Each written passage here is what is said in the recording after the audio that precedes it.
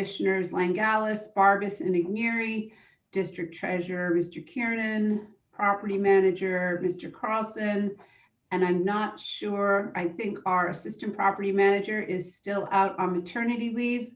Yes. We wish him congratulations. He and his wife had another daughter, and everybody is doing well from what we understand. So why don't we begin then with the approval of the February 17th minutes? Do my fellow commissioners have any corrections? I see none. Okay. Mr. Barbas. These are the February minutes, Tammy? Yeah, the February 17th minutes. I have one Yeah, correction to make. Okay. I think they're fine. Andrea.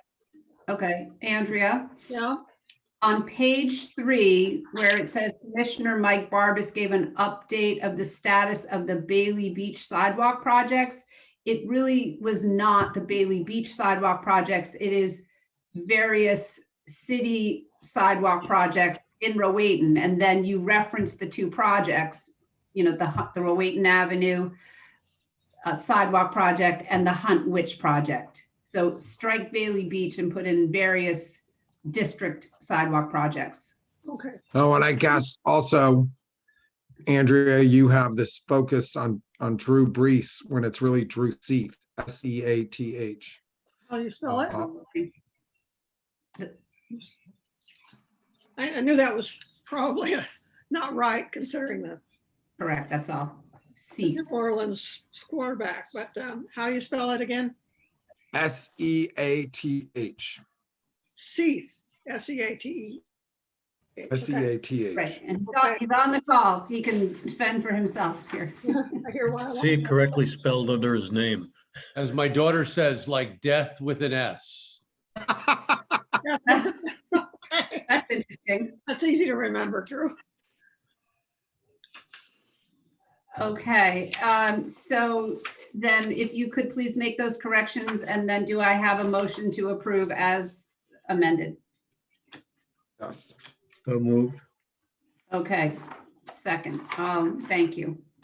All right, then the next topic on agenda. One second. New business.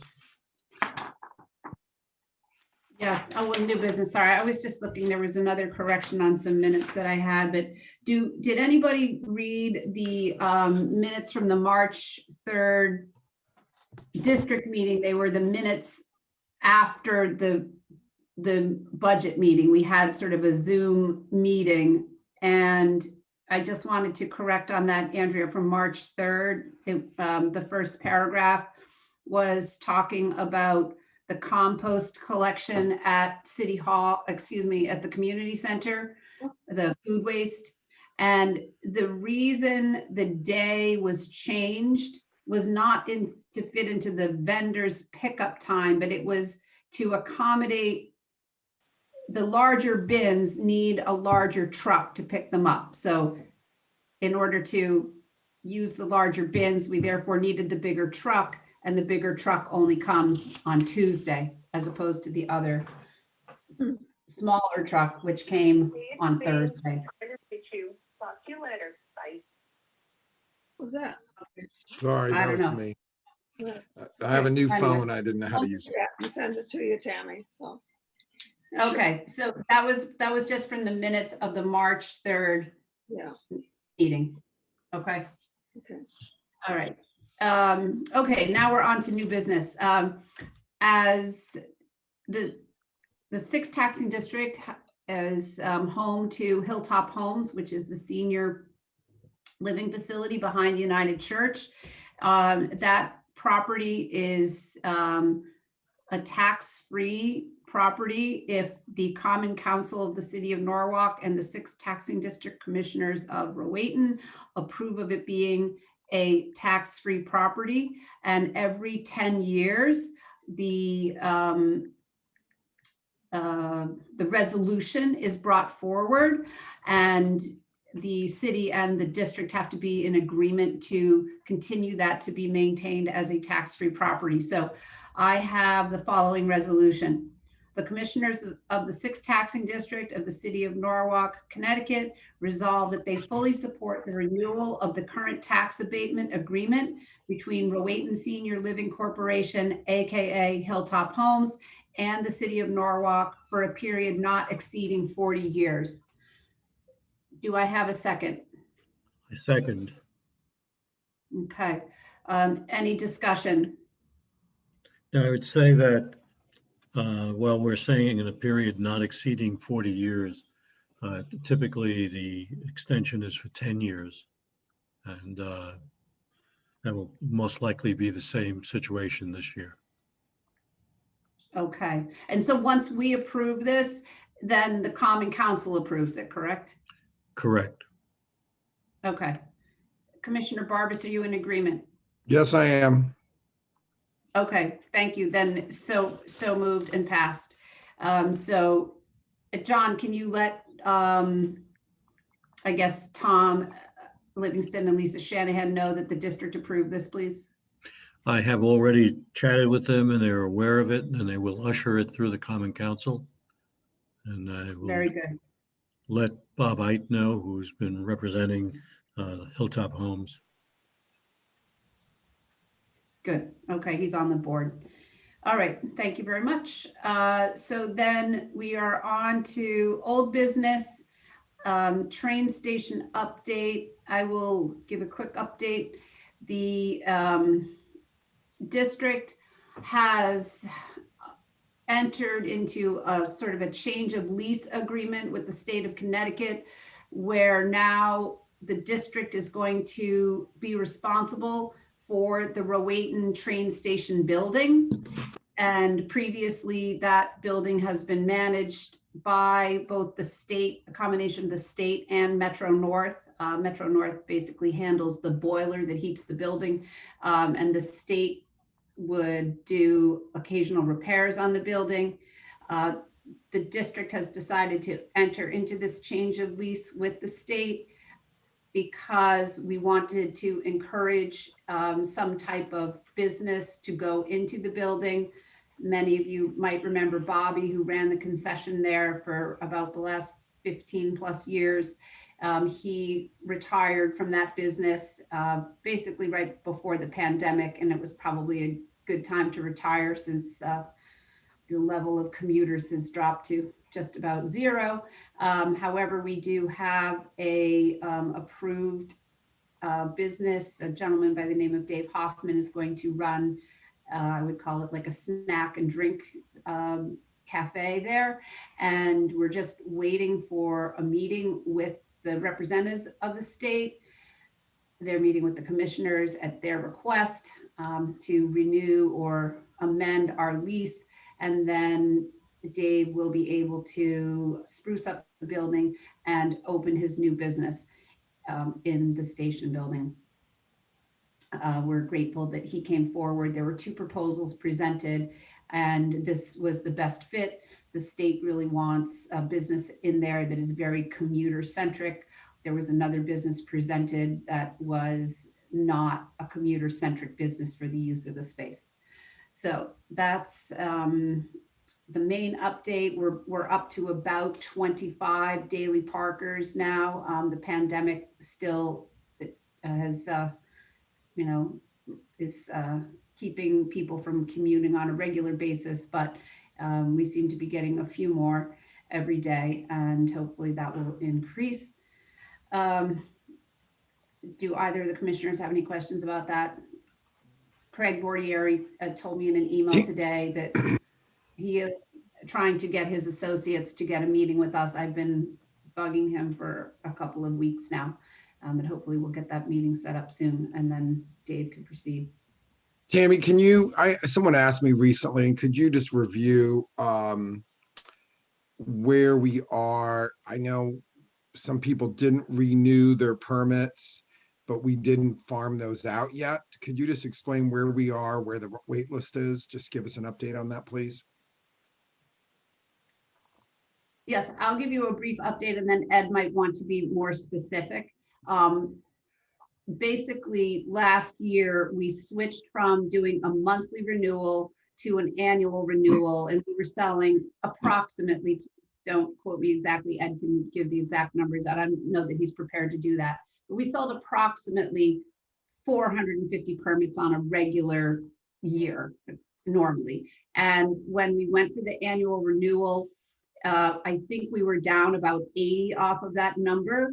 And then Ed has gone through the wait list, and we have had some people say they don't want to be on the wait list. Some people that didn't reply, and Ed really reached out in multiple ways to people. He called, he emailed, he even sent hard copy letters if we had the person's address. So he has made every possible effort to reach anybody that was on the wait list. And he did receive a few people that want to have a new application. And right now we're sort of, hard to believe, but we're back to a whole new year again. So we will start up the annual renewals probably on June 1.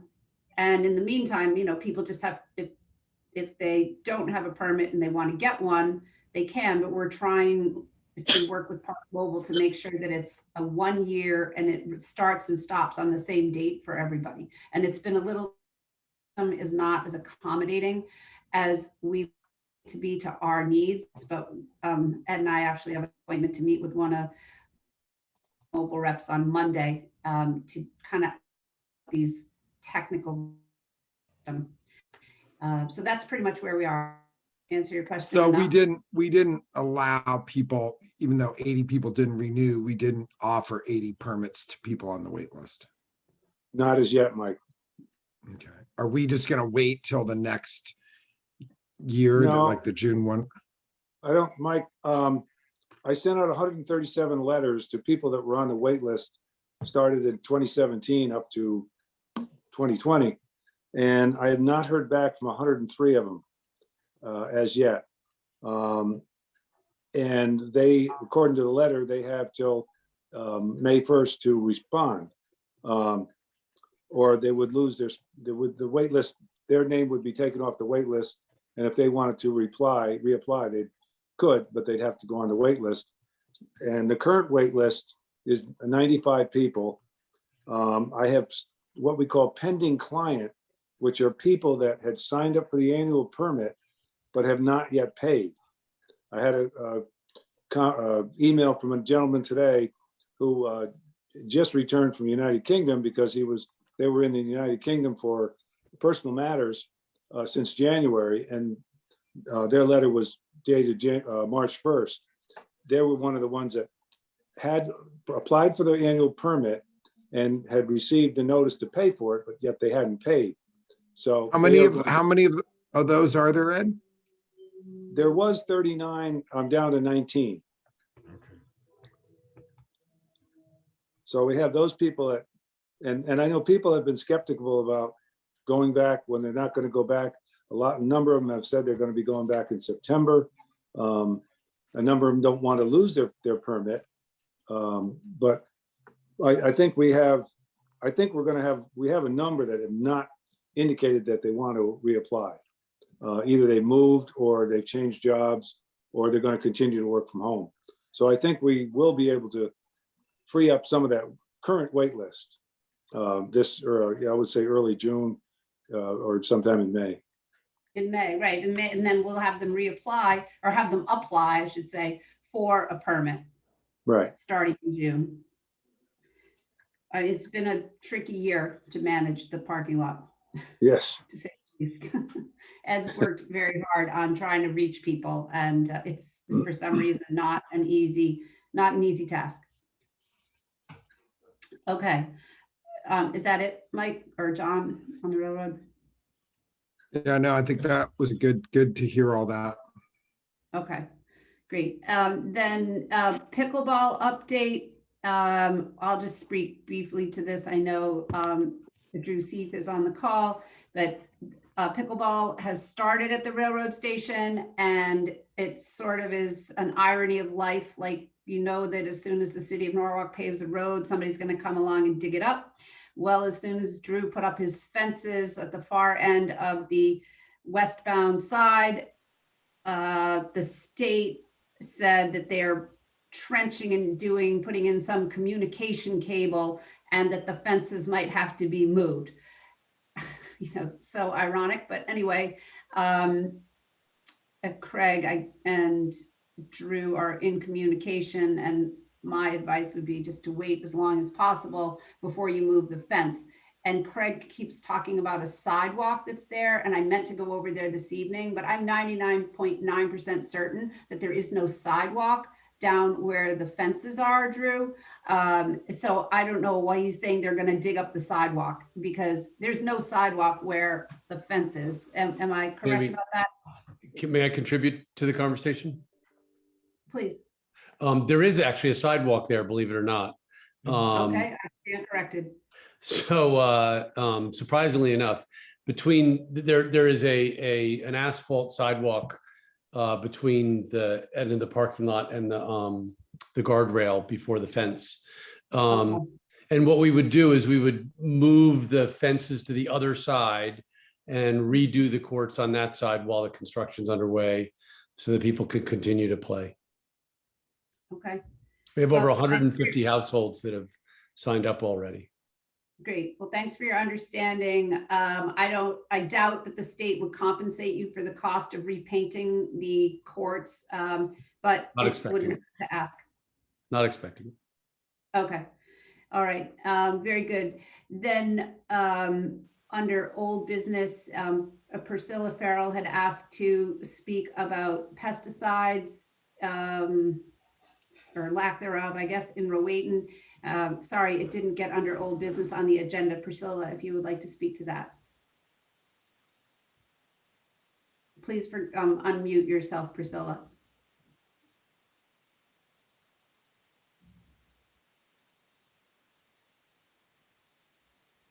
Okay. Thank you.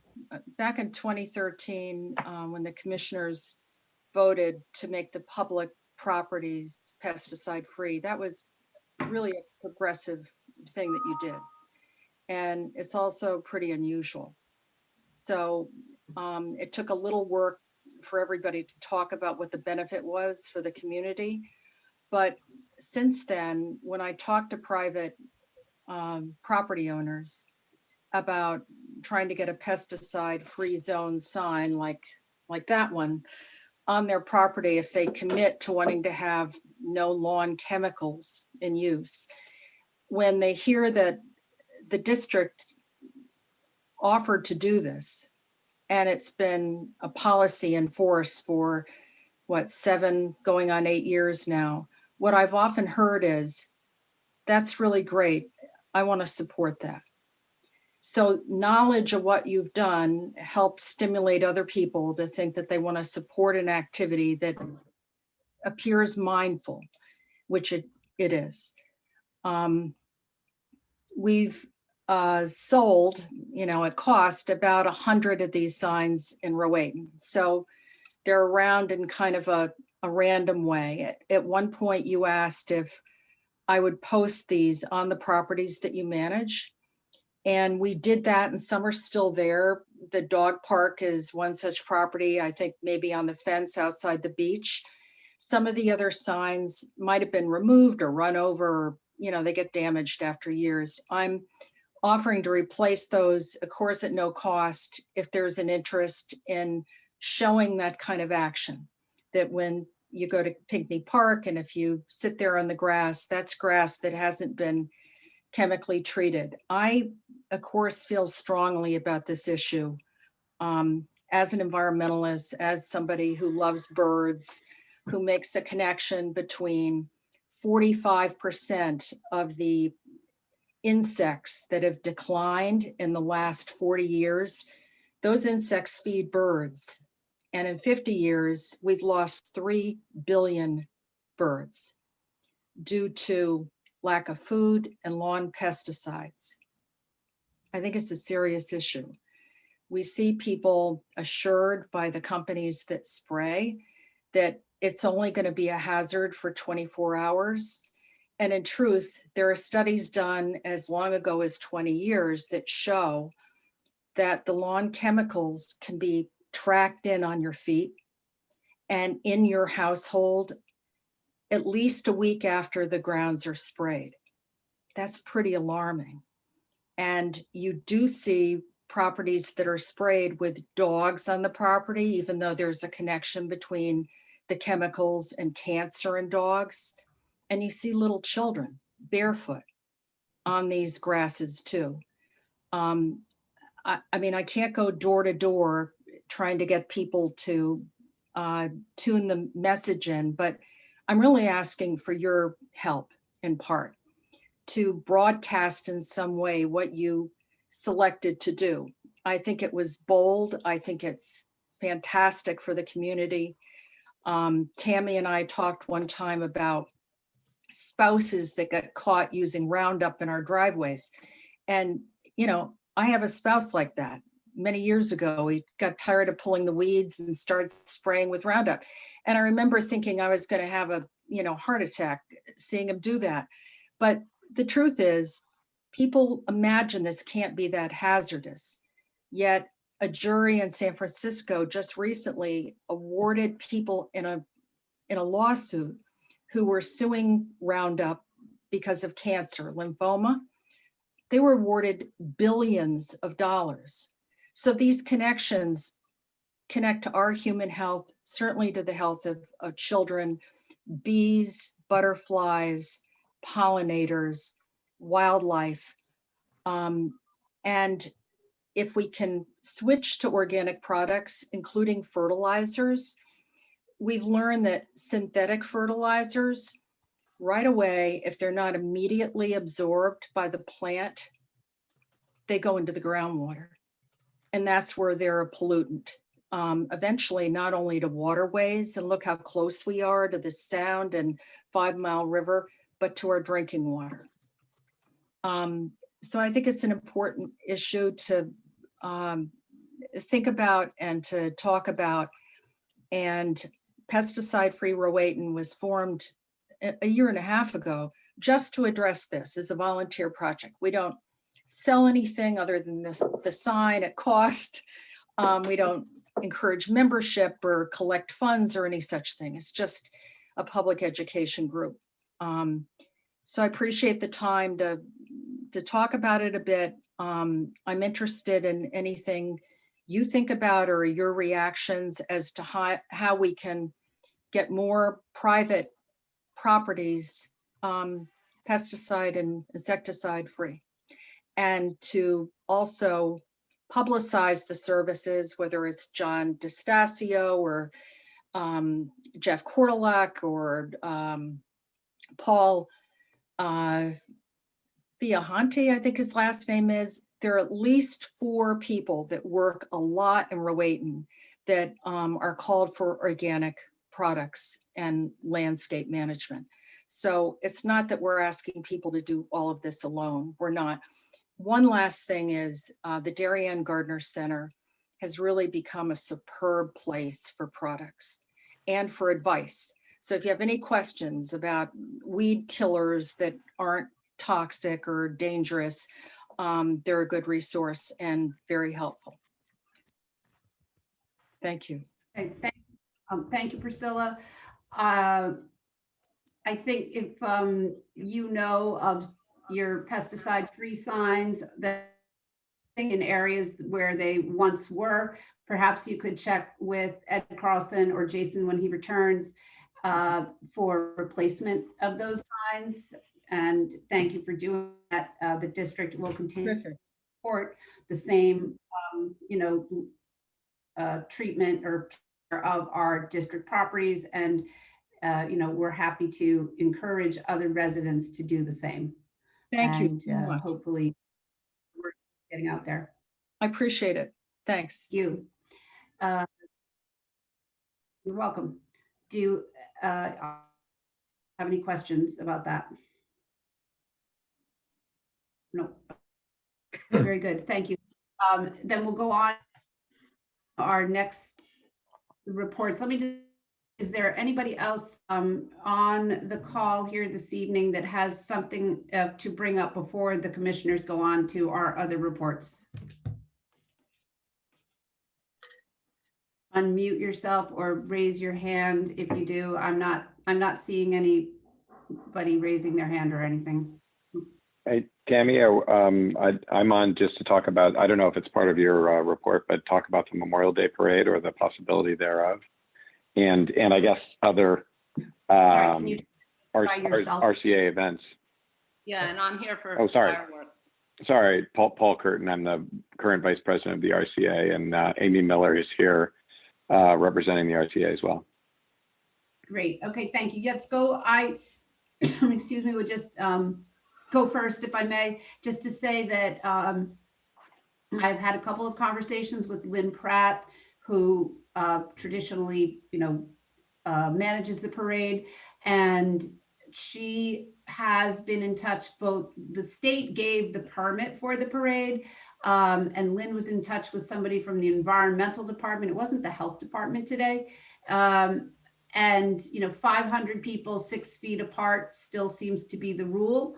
And Lynn and I discussed, amongst other things, but perhaps having a memorial service at the Cannon in lieu of or as a substitute for the entire parade with the memorial service at the Cannon, and are open to, if the state regulations change and things can be adjusted quickly after either May 1st or May 19th, that, if the bands are playing and whatnot, that, we can certainly try to do that. But we very much like the idea of a memorial service at the Cannon. Mr. Cottrell, who comes over from New York State, is available. He's 96, I believe now. So he has said that he would come to honor the day. And so that's sort of where we are, and the commissioners kind of agree with that, but we're open to hearing what the Civic Association has to say as well. Yeah, that makes a lot of sense. And, and Mike, thank you for your email in response to the RCA's request. We can pull it together pretty quickly. I don't think it's a heavy lift to get, the Rowayton Little League and Rowayton Laxers and everyone else who participates. And Tammy, to your point, I'm sure the bands would be eager to play in public for the first time in over a year. So is it possible sort of to leave it lie until the Department of Public Health comes out with those guidelines? And, if the numbers, increase from a public gathering of 500 people or whatever the current guidelines are, I think we could pull it together pretty quickly. Failing that, I agree. It would be great just to do a memorial in front of the Cannon.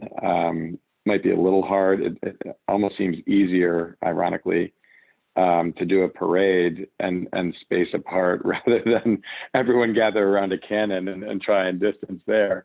But obviously, we're more than willing to work with the 6th taxing district on this and follow, of course, Connecticut guidelines on outdoor activities. So if we could maybe just sort of push off the decision until we hear from the Department of Public Health, I do think it's something we could pull together fairly quickly if we needed to. At least, even if it's just the kids marching, that would be great.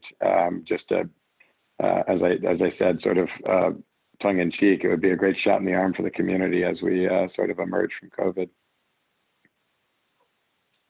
Yes, thank you. Amy, do you have anything to add? I was just really gonna, I'm in charge of the fireworks, and I think, we lead time, and I just wanted to start the conversation of really what we would need to do now is really book the barge and organize that. And I think the question in front of us is, and Paul, you can correct me if I'm wrong, is, can we do it in some way, shape, or form? And, and whether that means limiting the number of people on the beach or, encouraging people to go on their boats or, but to say definitively that we are going to hire the barge and put some fireworks in the air. And then we figure out what's safe on land from there. So I think that was the discussion we wanted to start sooner rather than later so that we can, because it's a money commitment and, a bit of organizing, lead time. Amy, I think, obviously we knew this issue's out there, so we've been following it pretty closely. And from what I can gather, most municipalities are planning to have fireworks. Okay. Yeah, Pretty I much haven't work yet. pretty much as normal. Okay. At least from what I've read. I haven't seen anything where there are like special precautions or anything, although I did see one town, maybe it was Darien, was not going to have them. Darien's not having them. Right. They're not going to have them, yeah. I don't know about Norwalk. Cowards. Well, Cowards. I wanted to find out about Norwalk because the barge usually does Uses us it, and okay. Norwalk like a couple of days apart. So, No, I think they always do the 3rd and we've Third. mostly done the 4th. Yeah. But they've always done the 3rd. That's their date with Atlas and the barge company. mhm, But my impression was everyone was kind of going ahead. great. And so I think the 6TD and talking to the people at on the Summer Music Festival, that they would have a band and that they should plan on 4th of July. I think the dialogue we had with Heather and other people at the RCA was that, this was like a month ago, was that, the Yeah. vaccine was just rolling out and Memorial Day, who knew? And then I think we'd heard from Lynn Pratt, she didn't really, think we might be able to, but that we really felt by July 4th, Right. things would have really made a lot of progress. And then after, I think what the governor did yesterday, Yeah. although as I emailed you, I did see something that said, to be determined on large outdoor events. Right. But, I think at this point, I guess find out if the barge is going to be here for Norwalk, but I think the commissioners are okay having a traditional 4th of July fireworks at the beach. Excellent. Thank you. And That's great, Mike. Thanks. And I'm sorry, Amy, please continue. No, go ahead. I was just going to defer to you. No. Well, so, I mean, while we're on the subject and, in that vein, commissioners, traditionally we have the River Ramble the week after. And, I guess the RCA's intent, obviously subject to safety guidelines and whatnot, is to just sort of proceed as is and, cancel as needed. But to the extent that we can start to reach out to vendors and start to get organized for River Ramble, we'd like to do that too. And, if you guys are okay with that, we'll start the planning. And look, if we have to pull the plug, we'll pull the plug and refund, vendors' monies, et cetera. But if we can just start to plan, if you guys are okay with that, we'd like to do that. I don't see at this point, there's no reason not to, I would think. I'm okay with it.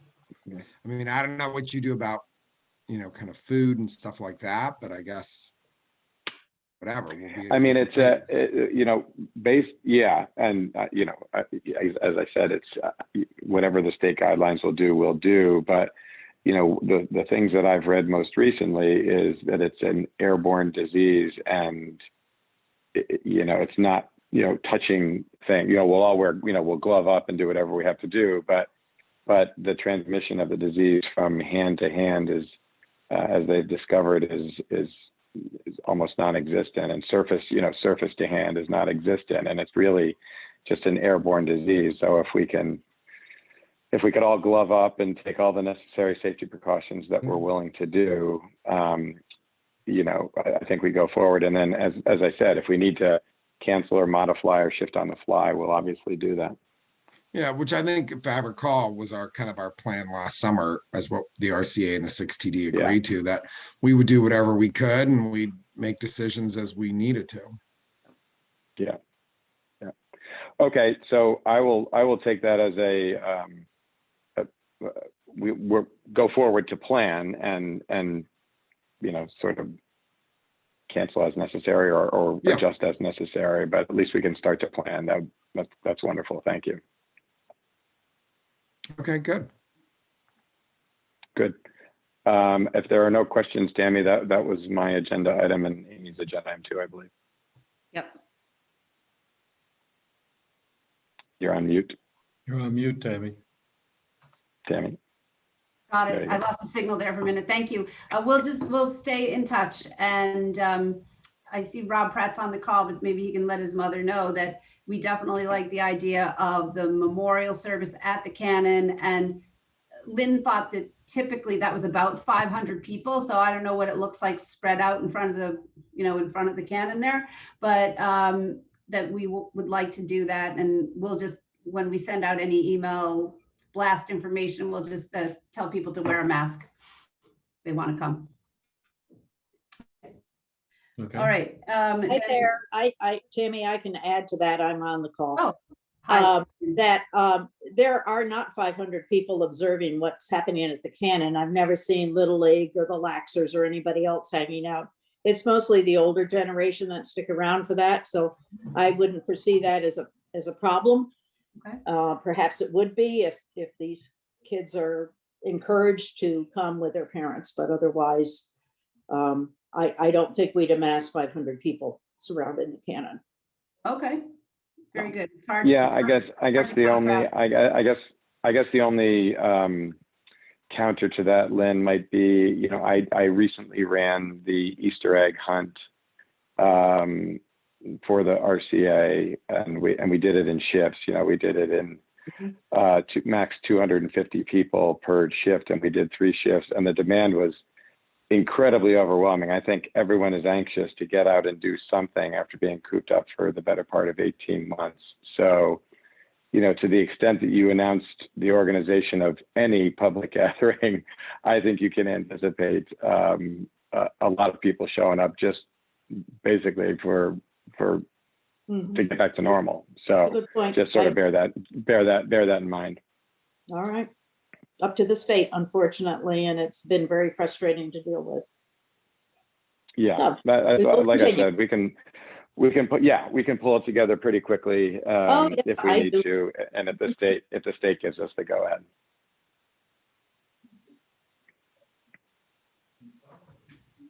Okay. Lynn, did you have something else to add? No. All right. Very good then. Thank you, RCA members. Thank you. And then we'll move on to is there anybody else in the public that wants to say anything? No. Okay.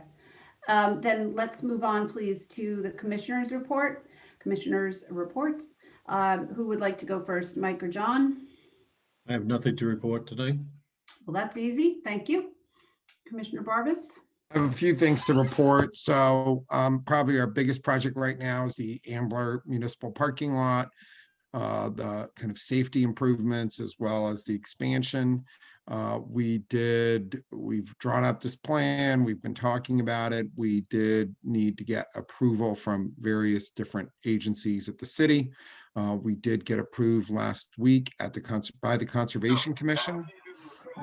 And they did, kind of modify our proposal, and it evolved, but a proposal to add 18 parking spaces was approved by them. Tonight, we had our preliminary hearing at the Zoning Commission. They have not set a date for the public hearing yet. That will come in the coming weeks. They've asked for some information, which we are in the process of providing them with. And so that is moving along. And as part of that, we've been asked to indicate the need for additional parking. And so we've been asked, to get opinions or input from local businesses, which we'll be working on. And I think Kevin Conroy's on this call, and I ran into Marianne McNulty the other day from the wine shop, who complained about all the parking problems. And so anyway, that project's moving along. At Bailey Beach, we have, we've been trying to improve the drainage there for a long time. We've worked with various engineers, had different plans, but this time we're the furthest along we've ever been. We've been working with Land Tech Engineering. We've applied. We're working on plans with the state DEP as they have jurisdiction in that area. And we made a proposal for a kind of a comprehensive project at Bailey Beach. And at this point, they had us kind of divide the project into parts. And the initial drainage project is what's sitting in front of them. I've now signed the application, and they have 45 days to respond to us. And that 45 days started last week. So the plan that was developed by Land Tech Engineering was very different from what we had previously worked on. They really feel the underground drainage system that surrounds the Little League field is useless. And they actually, the open culvert we've had, which we've had so many problems, they feel that that should be a closed culvert. So anyway, this is all, it's out of our hands. It's with DEP, and in about 40 days, we should hear from them and see what will be required. At the same time, we have hired a new beach director and assistant beach director who will oversee the lifeguards, and we will be introducing them to the public next week is our plan.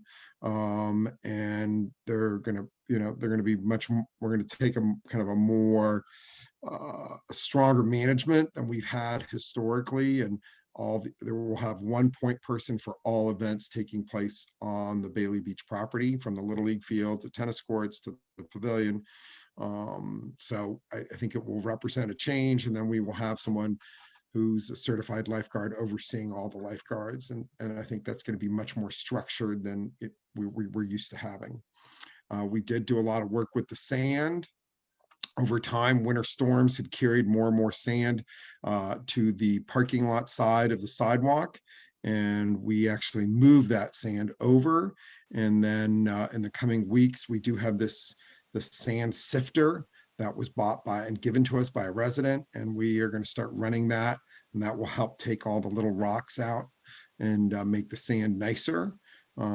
All the engineers have told us it would be a waste of money to buy sand and dump it there, bring in sand from the outside. Although many people would like us to do this, they've told us one storm and all that sand could be gone. So this is why this alternative project of kind of moving the sand around was undertaken. And if you go down there, you'll see it does definitely look different. But I think it's all going to be, people are going to really appreciate it come when the warmer weather arrives. The playground's been closed for a long time. The commissioners had decided to close it because it was such a tight, small space, and felt in the era of COVID, it was best to keep it closed. But some residents really persisted. At the same time, during a storm in the fall, a huge tree fell and took out a lot of the fencing. By the time we kind of cleaned everything up, winter had arrived. It was too cold to pour concrete. Now it's warmer, obviously, and we've sent off a deposit to the fence company, and they should be installing new fencing shortly. And Ed and I have been working, we'll be getting new, some new, what do you call it, little cedar, the chips there, and we'll be cleaning up and improving the playground, and it will be reopened to the public.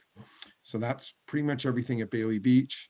And at the community center, the only thing really I think to note is, or one more thing about Bailey Beach, the bathrooms are open, water's running.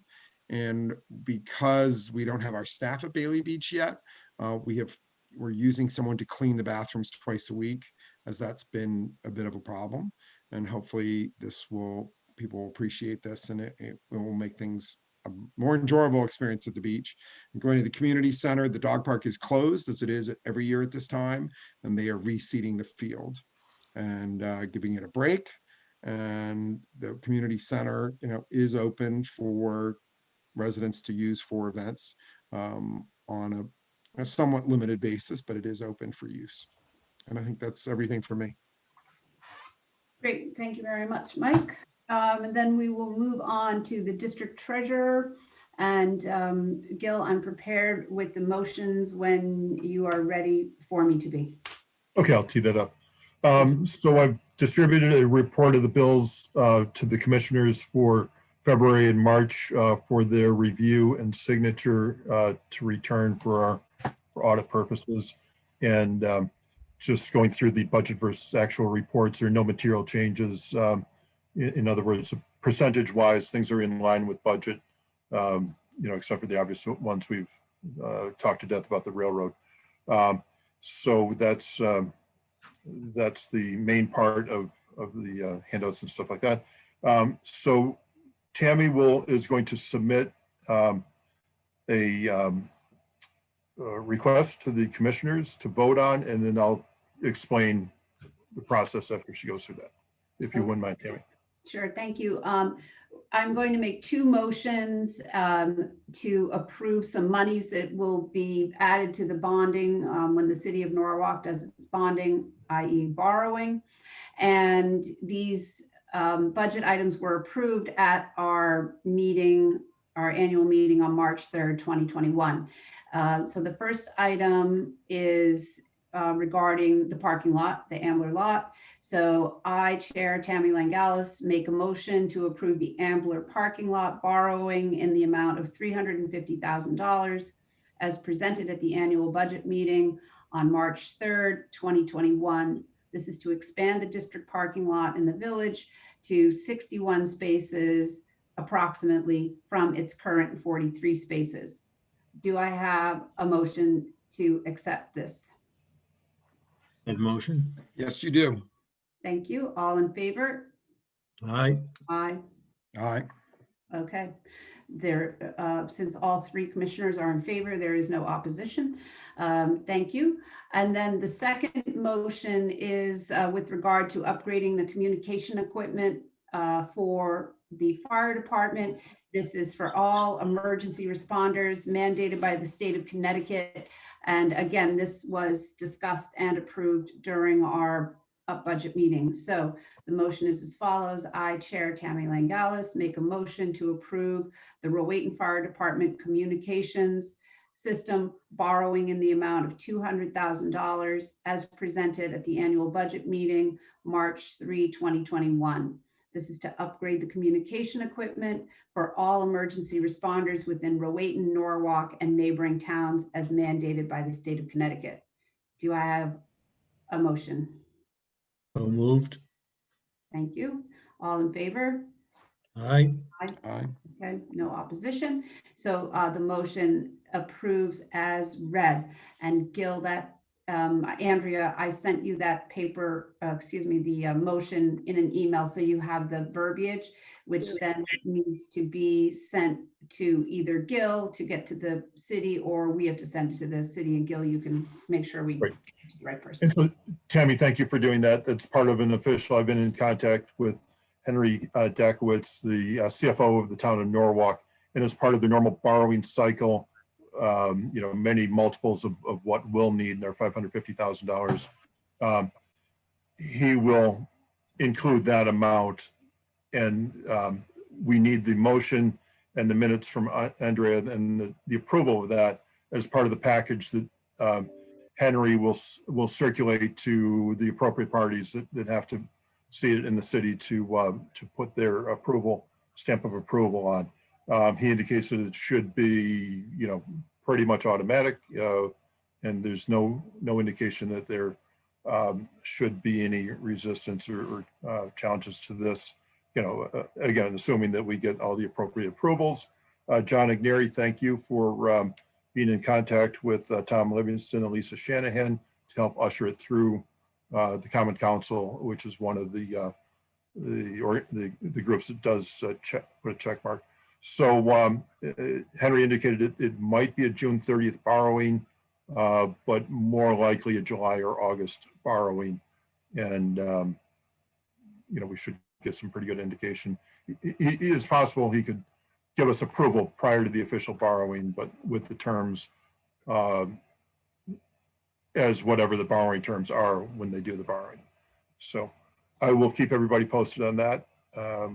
And that's pretty much it. That's the main thing we're working on at this time. Okay, thank you very much, Gil. So Thank you're welcome. Could we please move on to the fire marshal and property manager reports from Ed? Thank you. Thank you, Danny. Yeah, Fire Marshal, just one thing I want to stress. We had 2 recent incidents in town of the improper disposal of fireplace ashes, which resulted in structure fires, and it could have caused serious damage to the residents if they were not discovered early. So I just want to stress that you always want to dispose of ashes from a fireplace or fire pit in covered metal bucket and keep for 48 to 72 hours before you put them out in your garbage. That have a tendency not to cool that rapidly, and both fires ashes were placed. Ashes were placed in a paper bag and left on a porch, and then the second fire, which was Easter Sunday morning, was they were put in a plastic bucket and put next to the house. Fortunately, they were discovered early, and the fire department did a good job putting the fires out. And I just wanted to make that note. The next thing is in the training of the state, we're still on a webinar, and I think that's going to continue for the future. And Connecticut was going to adopt a new code cycle this coming October, but that has been put off until October of 2022. And they would be using the 2021 code cycle or series. So that's all I have on fire marshal. Thank you. Property manager. Ed, I'm sorry, sorry. I want to make a note on your recommendation about people not putting ashes in anything except a metal ash can, trash can. Mike, when we do our next e-blast, could you please post something about that? Yeah, it was on our list, but we had so many items, Yeah. it got lost. Okay. So we will be in the next one. It just, we got overwhelmed with items in this last e-blast. Okay, great. So let's not forget it though. Thank you. Thanks, Ed. Sorry. Okay, so the property manager and the community center, couple items.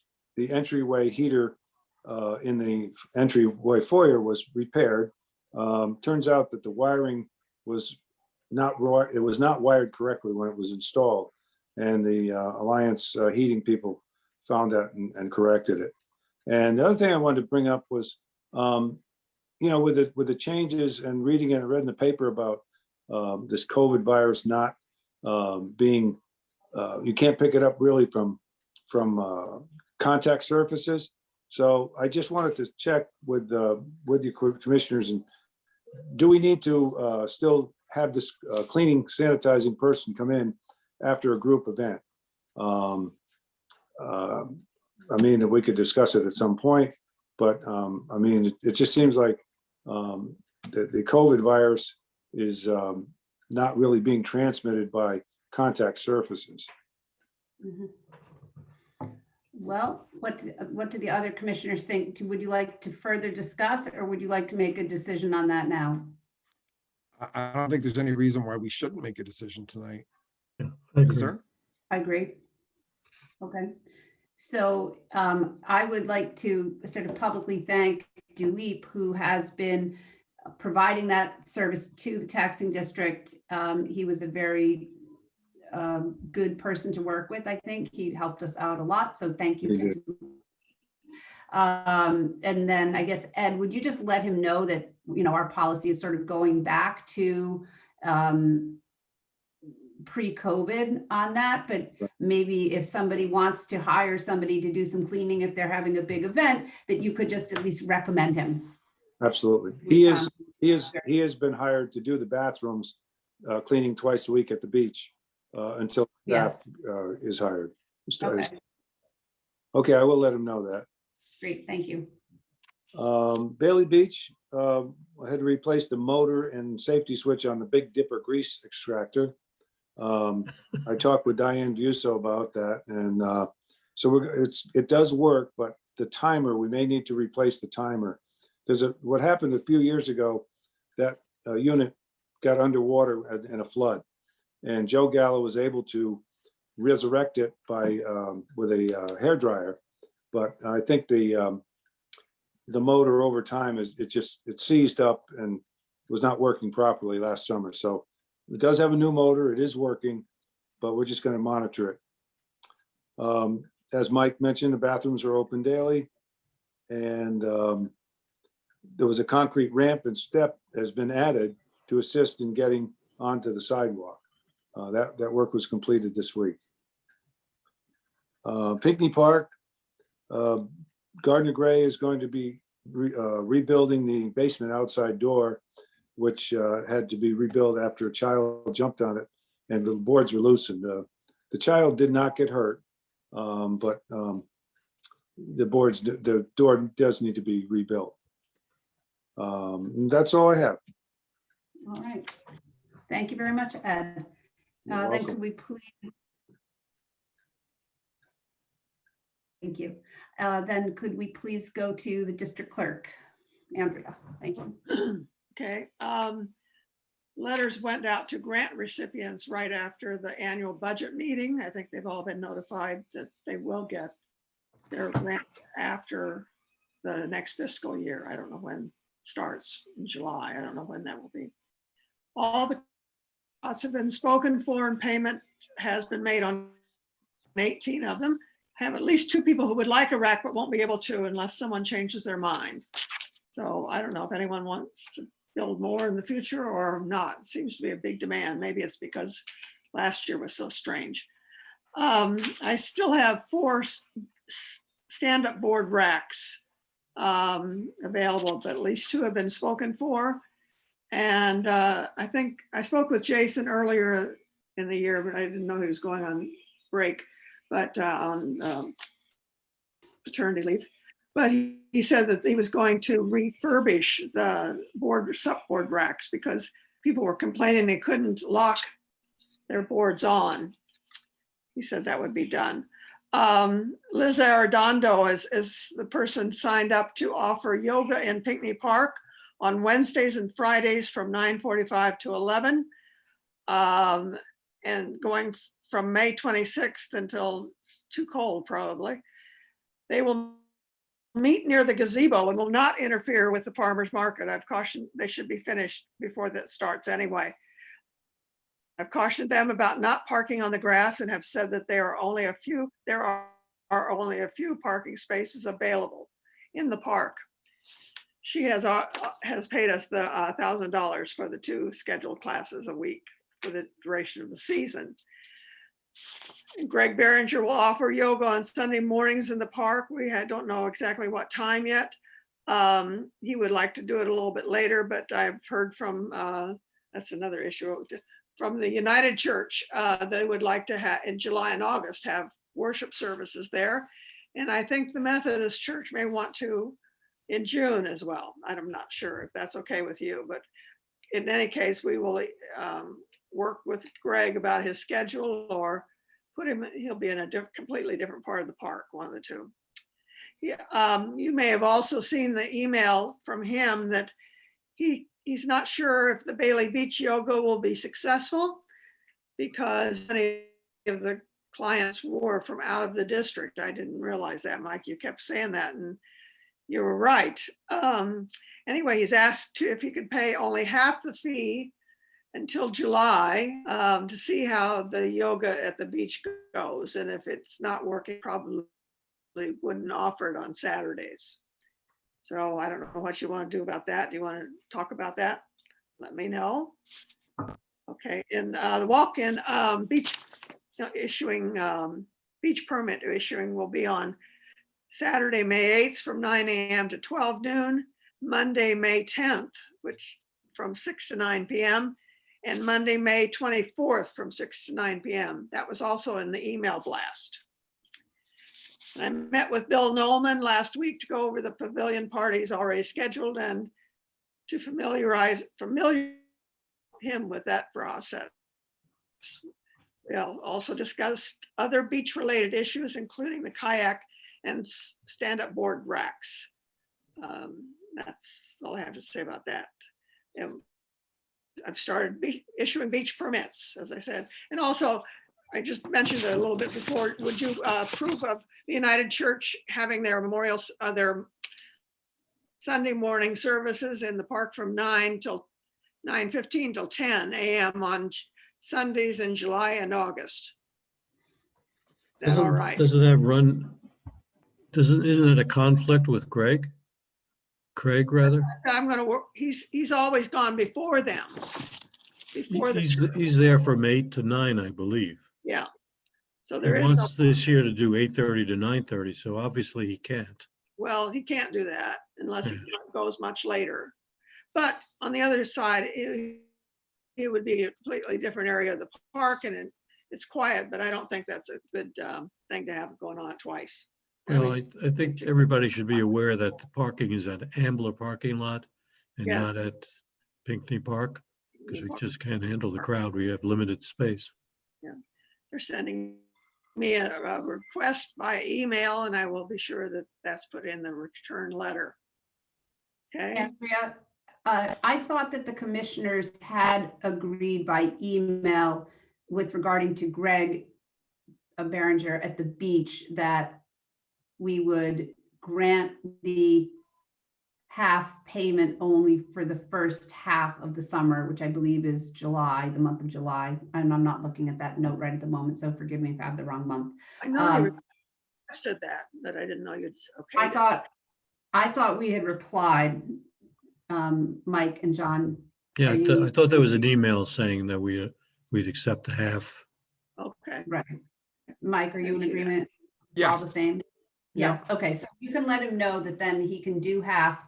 But you know, the people that are not residents have to pay to park at the beach. That's the thing to Well, that's reiterate. his issue, Tammy. That's why he wants to I only know. pay half, because he's worried what his turnout will be. I mean, that it's a business decision that he can make. And then as far as the United Church goes and the overlapping time with the yoga, you might let Greg know that the last couple of years that the combined service with the Methodist Church and United Church, they do bring down an electric keyboard. So there is live music, because for a couple of years, United Church was not having any sort of live or amplified music. So the church, traditionally has had that 9:15 time slot. So I would like to keep that time slot for the churches. And then he can either adjust his location or keep his time the way it was. okay. Or is it okay if he went at 10:30? I can't imagine they want to wait that long, but Now, why, if he should start at 10:30 instead of, they say it's Well, 9:15. That's up to him as far as I'm concerned, but I think, yoga, the whole point of yoga is to do it when it's peaceful and quiet. And by 10:30, there's a lot more people just walking through the park with their dogs and their kids or whatnot, but I agree with you, Tammy. So he should finish by 9, right? 9:15 in any case. 9:15, right, 9:15, because there are people coming in. And especially with the parking too, where there are a lot of senior citizens and some with some handicap that come to church in the park. And that parking, I firmly believe, ought to be reserved for the churchgoers for that time frame. So please, like Mike said, Ambler parking or, wherever, Yeah. not in the park for the yoga people. Parking for, no That was clearly mentioned in our email as well. Okay, Thank you. okay. So that's all I have. All right, great. Then anybody have anything else to add? No. No, if not, I will announce that the next meeting of the 6th Taxing District, we are going to hopefully have in person on May 19th, and it will be held at the Community Center upstairs in the Grace Room at 7 o'clock, unless otherwise announced. So we will look forward to seeing people in person.